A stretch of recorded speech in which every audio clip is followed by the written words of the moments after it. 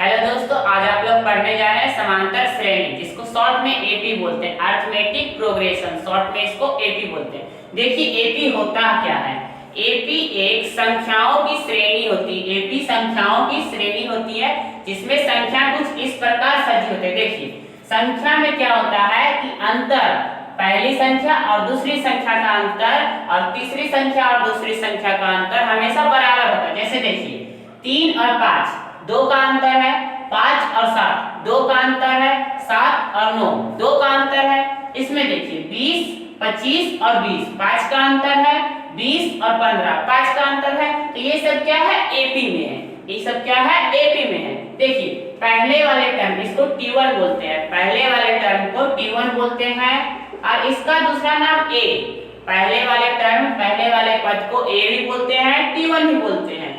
दूसरे वाले टर्म को T2 बोलते हैं, तीसरे वाले टर्म को T3 बोलते हैं। इसी प्रकार लास्ट nth टर्म मतलब अंतिम टर्म, nth टर्म को Tn बोलते हैं, nth टर्म को Tn बोलते हैं। देखिए 25 हो गया T1 क्योंकि पहले वाले टर्म है, पहले वाला टर्म है तो T1 हो गया। इस प्रकार देखिए T1 बराबर होता है a, पहले टर्म को a भी कहते हैं। T1 बराबर होता है a। अब देखिए T2 बराबर क्या होता है, जब दूसरा टर्म निकालते हैं तो इसमें जो अंतर है वो इसमें जुड़ जाएगा, जैसे a प्लस d हो जाएगा। अंतर को d से सूचित किया जाता है, दो टर्म के बीच जो अंतर होता है उसे d से सूचित किया जाता है। जैसे देखिए इसमें अंतर 2 का है तो इसे d से सूचित किया जाता है। देखिए अंतर बराबर क्या होता है, इसका नाम है सर्वांतर। सर्वांतर बराबर होता है, सर्वांतर d बराबर होता है T2 minus T1। T2 minus T1 मतलब दूसरा टर्म में पहला टर्म घटाते हैं। 5 में से 3 गया 2, 5 में से 3 गया 2, इसका सर्वांतर क्या है, 2 है। देखिए और T3 माइनस T2 भी होता है, T3 माइनस T2 भी होता है। तीसरे टर्म में दूसरे टर्म को घटाएंगे, तीसरे पद में दूसरे पद को घटाएंगे, ये भी सर्वांतर ही देगा। तो देखिए पहला पद हो गया a और दूसरा पद निकालने के लिए प्लस d, मतलब जो अंतर है वो इसमें जोड़ना है। तीसरे पद निकालने के लिए a प्लस, देखिए एक बार यहाँ अंतर आया और एक बार यहाँ अंतर आया, 2 बार अंतर, एक बार इसमें अंतर आया एक बार इसमें अंतर आया, तो इसमें अंतर की जगह 2d हो जाएगा। इसमें 2 बार अंतर जुटेगा, a plus 2d, a plus 2d। अब देखिए T4 निकालना है, T4 निकालना है, मतलब ये चौथा पद निकालना है। चौथा पद निकालना है तो इसमें पहले यहाँ अंतर, फिर यहाँ अंतर और फिर यहाँ अंतर। इसमें 3 बार अंतर आएगा, 3 बार अंतर आएगा, 3 बार के लिए तो a प्लस 3d। देखिए ये कुछ सीरीज आपको पता चल रहा होगा। जैसे देखिए T1 के लिए सिर्फ a, पहला पद के लिए सिर्फ a, दूसरा पद के लिए a प्लस d, दूसरा पद के लिए a प्लस d, तीसरा पद के लिए a प्लस 2d, तीसरा पद के लिए a प्लस 2d।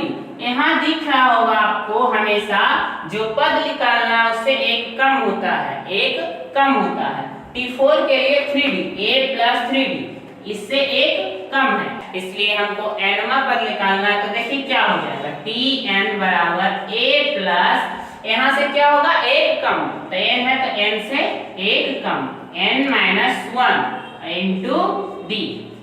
Tn निकालने के लिए a plus n minus 1 into d। इस फॉर्मूला को नोट कीजिए आप और इस फॉर्मूला को भी नोट कीजिए। देखिए अगर हमको जानना है कि कोई भी पद, कोई भी सीरीज, कोई भी श्रेणी एपी में है तो हमें ये जानना पड़ेगा। एपी में होने के लिए, एपी में होने के लिए d बराबर T2 minus T1, T2 minus T1 किसके बराबर होगा, T3 माइनस T2। ये हमेशा बराबर होना चाहिए। जैसे देखिए दूसरा पद में पहला पद घटाएंगे तो जो अंतर आएगा वही अंतर, तीसरा में से दूसरा घटाएंगे तो वही अंतर आना चाहिए, दोनों के बीच अंतर समान होना चाहिए, तो वो श्रेणी क्या कहलाएगी, एपी में कहलाएगी। इसको नोट कीजिए। आगे हम लोग एक्सरसाइज 5.1 बनाएंगे एनसीईआरटी के बुक से। चलिए दोस्तों एक्सरसाइज 5.1 बनाते हैं। इसका पहला प्रश्न है बताना है कि कौन सी श्रेणी एपी में है और क्यों एपी में है, इसका कारण भी देना। देखिए पहला प्रश्न कह रहा है प्रत्येक किलोमीटर के बाद टैक्सी का किराया, प्रत्येक किलोमीटर के बाद टैक्सी का किराया 8 रुपया बढ़ जाता है और पहला किलोमीटर में किराया 15 रुपया था। देखिए पहला किलोमीटर जब जाता है तो किराया 15 रुपया था और प्रत्येक दूसरा किलोमीटर जाएगा तो किराया 8 रुपया बढ़ जाएगा, तीसरा किलोमीटर जाएगा तो किराया 8 रुपया बढ़ जाएगा। देखिए दूसरा किलोमीटर में किराया 8 रुपया बढ़ेगा तो क्या हो जाएगा 23 रुपया और आगे जाएगा तो हो जाएगा 31 रुपया। तीसरा किलोमीटर के लिए 31 रुपया, चौथा किलोमीटर के लिए 39 रुपया। 8 रुपया हमेशा यहाँ पे देखिए 8 रुपया बढ़ रहा है, यहाँ पे भी 8 रुपया बढ़ रहा है, यहाँ पे भी 8 रुपया बढ़ रहा है, 8 रुपया बढ़ते जाएगा, इस प्रकार आगे जाते जाएगा। तो देखिए इसमें पहला पद क्या है 15 और अंतर क्या हो रहा है 8 का, अंतर क्या हो रहा है 8 का, तो ये एपी में है ना, अंतर हमेशा बराबर होता है तो ये एपी में है। चलिए दूसरा प्रश्न देखिए, दूसरा प्रश्न कह रहा है किसी बेलन में उपस्थित हवा की मात्रा, किसी बेलन में उपस्थित हवा की मात्रा जबकि वायु निकालने वाला पैंप प्रत्येक बार बेलन की शेष हवा का 1/4 भाग बाहर निकाल देता। देखिए पहले हवा था 1 भाग, मान लिए कि पहले बेलन में कुल 1 भाग हवा था, तो क्या कर रहा है 1/4 भाग हर बार हवा निकाला जा रहा है। तो देखिए 1 का 1/4 भाग, 1 का 1/4 भाग मतलब 1 गुने 1/4 क्या हो जाएगा 1/4 ही होगा, 1 का 1/4 भाग 1/4 ही होगा।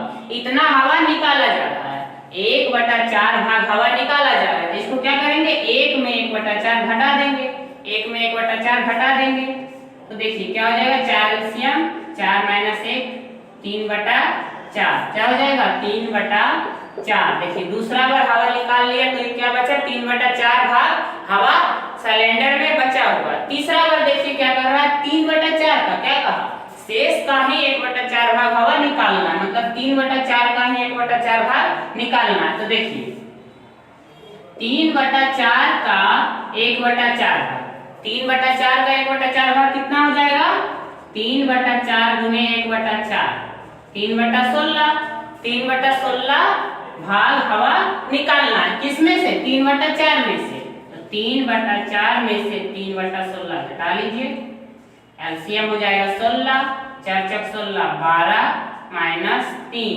क्या हो जाएगा 9/16, क्या बच गया 9/16। इसी प्रकार देखिए अब यहाँ पता करना है अंतर बराबर है कि नहीं, तो डी निकाल लीजिए T2 - T1 3/4, T2 दूसरा पद -1 4 हो गया, 3 - ये 4 हो जाएगा -1/4। यहाँ डी क्या आया, यहाँ के लिए डी आया 1/4 माइनस में। अब देखिए यहाँ के लिए हम लोग पता करेंगे डी क्या होगा, डी बराबर T3 - T2, T3 - T2, T3 क्या है तीसरा पद 9/16, 9/16 - 3/4,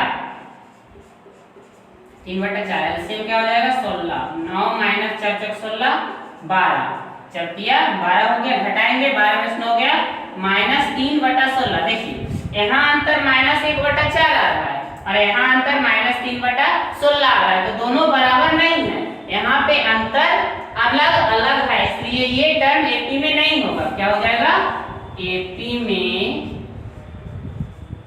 नहीं है। देखिए पहला का तीसरा प्रश्न है, पहला का तीसरा प्रश्न है प्रत्येक मीटर की खुदाई के बाद, प्रत्येक मीटर खुदाई के बाद एक कुआं खोदने में आई लागत जबकि प्रथम मीटर खुदाई की लागत 150 रुपया। देखिए प्रथम मीटर खुदाई में 150 रुपया लगता है और आगे बाद में खुदाई करने पर 50 रुपया लगता है, 50 रुपया लगता है मतलब कि दूसरा मीटर जब खोदेगा तो 50 रुपया और लगेगा, मतलब दूसरा मीटर के लिए 200 रुपया लगेंगे और तीसरा मीटर के लिए 50 रुपया और तो ये क्या हो जाएगा 250 और चौथा मीटर के लिए 50 रुपया और 300, इसी प्रकार लगेंगे। तो यहाँ देखिए हमेशा जो डिफरेंस हो रहा है 50 का ही हो रहा है, डिफरेंस जो हो रहा है 50 का ही हो रहा है, तो ये टर्म एपी में होगा, डिफरेंस इक्वल टू 50, तो क्या हो जाएगा एपी में है, एपी में है। चौथा प्रश्न है, चौथा में प्रत्येक वर्ष का मिश्रधन, जबकि 10,000 रुपया की राशि 8% वार्षिक की दर से चक्रवृद्धि ब्याज पर जमा की जाती है। देखिए पहला वर्ष में 10,000 है, 10,000 है और पहला वर्ष में 10,000 का 8%, 10,000 का 8% जमा की जाती है। तो कितना हो जाएगा? पहला वर्ष के लिए 10,800, 8% 10,000 का 800 होता है, 8% 800 होता है।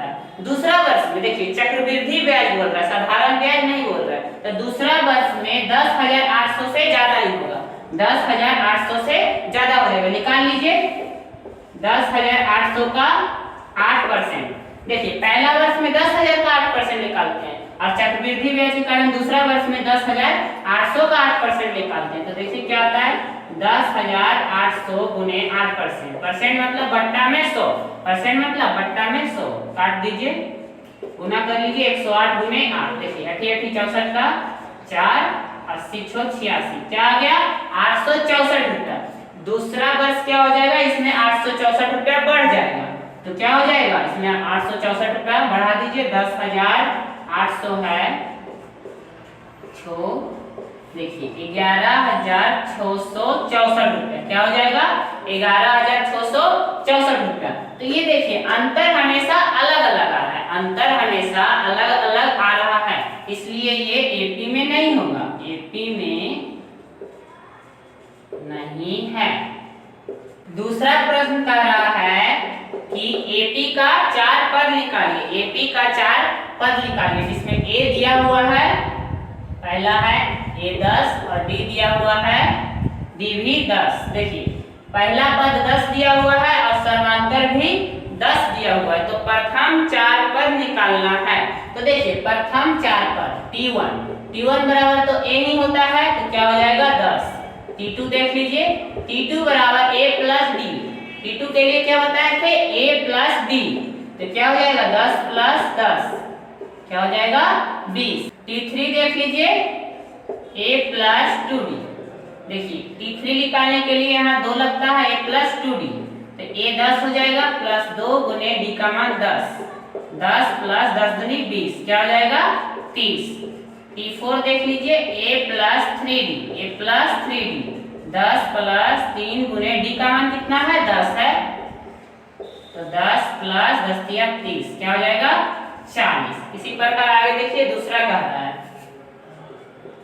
दूसरा प्रश्न a बराबर -2, दूसरा दिया हुआ प्रथम पद -2 और d निकालना, d बराबर 0, d बराबर 0 दिया हुआ है।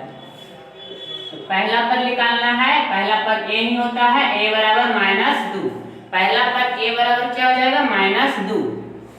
दूसरा पद देखिए a plus d, a plus d, तो क्या हो जाएगा? -2 प्लस 0, क्या हो जाएगा? -2 ही, क्योंकि d कुछ है ही नहीं, d 0 ही है। इसी प्रकार तीसरा पद a प्लस 2d, क्या हो जाएगा? -2 प्लस 2 गुने 0, ये भी -2 ही हो जाएगा। चौथा पद a plus 3d, a plus 3d, देखिए a का मान -2 प्लस 3 गुने 0, क्या हो जाएगा? -2। इसका सब पद क्या हो जाएगा? -2, क्योंकि अंतर क्या है? 0 है। नोट कीजिए। देखिए तीसरा है a बराबर 4, a बराबर दिया हुआ है 4 और d बराबर -3, डिफरेंस क्या दिया हुआ है? -3। T1 बराबर हो जाएगा a, 4 हो जाएगा, a 4 है। T2 बराबर a प्लस d, देखिए a plus d 4 plus d का मान -3, देखिए 4 -3 क्या हो जाएगा? 1 हो जाएगा। T3 बराबर a plus 2d, a plus 2d, देखिए a का मान 4 है, ये प्लस 2, d का मान -3 है, 4, देखिए प्लस माइनस क्या हो जाएगा? माइनस, प्लस माइनस 3 दूनी 6, क्या हो जाएगा? -2, 4 में से 6 गया 2, -2। T4 देखिए a plus 3d, a plus 3d, a का मान 4 है, 4 प्लस 3, d का मान -3, 4, देखिए प्लस माइनस माइनस हो जाएगा, 3 9। 9 में से 4 गया -5, क्या बचा -5। देखिए आगे है चौथा, a बराबर -1, d बराबर 1/2, d बराबर 1/2। पहला पद हो जाएगा a का मान -1। देखिए दूसरा पद a प्लस b, -1 प्लस 1/2, 1/2 हो जाएगा, एलसीएम 2, क्या हो जाएगा -2 प्लस 1। देखिए 2 में से 1 गया 1, -1/2। दूसरा पद क्या निकला -1/2। तीसरा पद देखिए a प्लस 2d, a का मान -1 है, a का मान -1 है, प्लस 2 गुने d का मान 1/2। 2 देखिए कट जाएगा, क्या बचा -1 प्लस 1, -1 प्लस 1, ये क्या हो जाएगा कट जाएगा 0। T3 क्या हो जाएगा 0। T4 देखिए a प्लस 3d, a का मान -1 है, प्लस 3 गुने d का मान 1/2, -1 प्लस 3/2। 2 एलसीएम निकल जाएगा, ये क्या हो जाएगा -2 प्लस 3, 3 में से 2 गया 1/2, क्या हो जाएगा 1/2।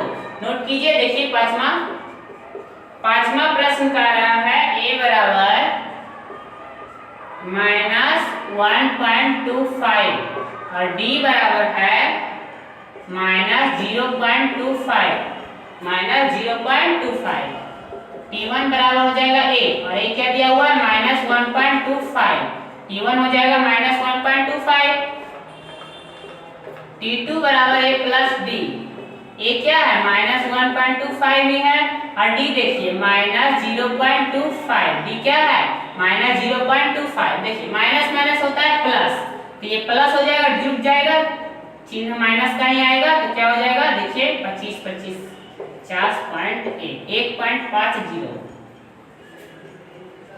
T3 देख लीजिए a प्लस 2d, a है -1.25, देखिए 2 गुने d का मान है -0.25,